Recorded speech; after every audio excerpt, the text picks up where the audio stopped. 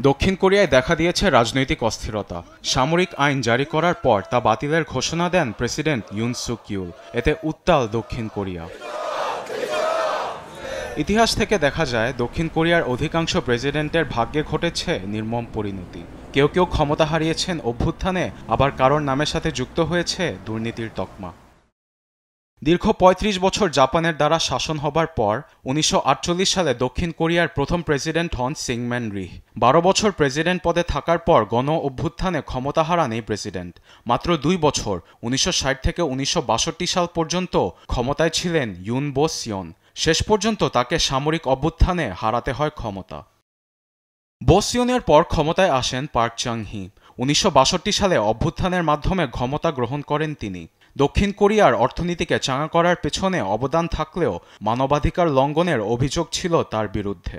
৭ বছর রাজত্বের পর ১৯৭৯ সালে তাকে হত্যা করা হয়। পার্কের পর ১৯৮১ সালে সামরিক অভ্যুত্থানের নেতৃত্ব দিয়ে ক্ষমতা গ্রহণ করেন চান দু হ্যন। গোয়ানজু বিদ্রোহে গণহত্যার দায়ে ১৯৯৬ সালে তাকে মৃত্যুদণ্ডে দণ্ডিত করা হয়েছিল।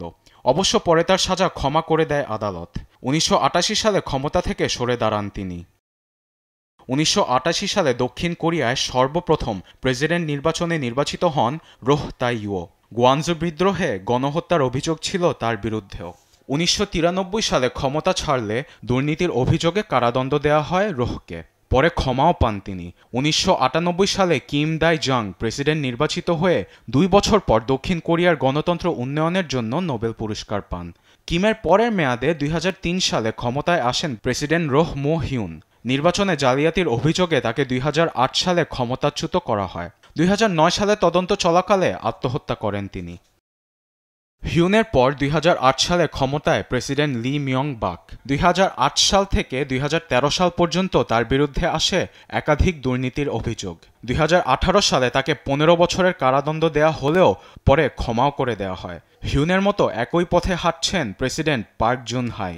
২০১৩ থেকে ২০১৬ মেয়াদে দুর্নীতির অভিযোগে ২০ বছরের কারাদণ্ড দেওয়া হয় তাকে। অবশ্য পরে দোষের জন্য ক্ষমাও করা হয় হাইকে। পরবর্তী প্রেসিডেন্ট মুন জে ইনের বিরুদ্ধেও আছে ঘুষ দেওয়ার অভিযোগ। ২০১৭ সাল থেকে ২০২২ সাল পর্যন্ত ক্ষমতায় থাকা সাবেক প্রেসিডেন্টের বিরুদ্ধে চলছে একাধিক তদন্ত। দক্ষিণ কোরিয়ার অন্যান্য প্রেসিডেন্টের মতোই একই পথে হাঁটছেন বর্তমান প্রেসিডেন্ট ইউন সুক ইউল।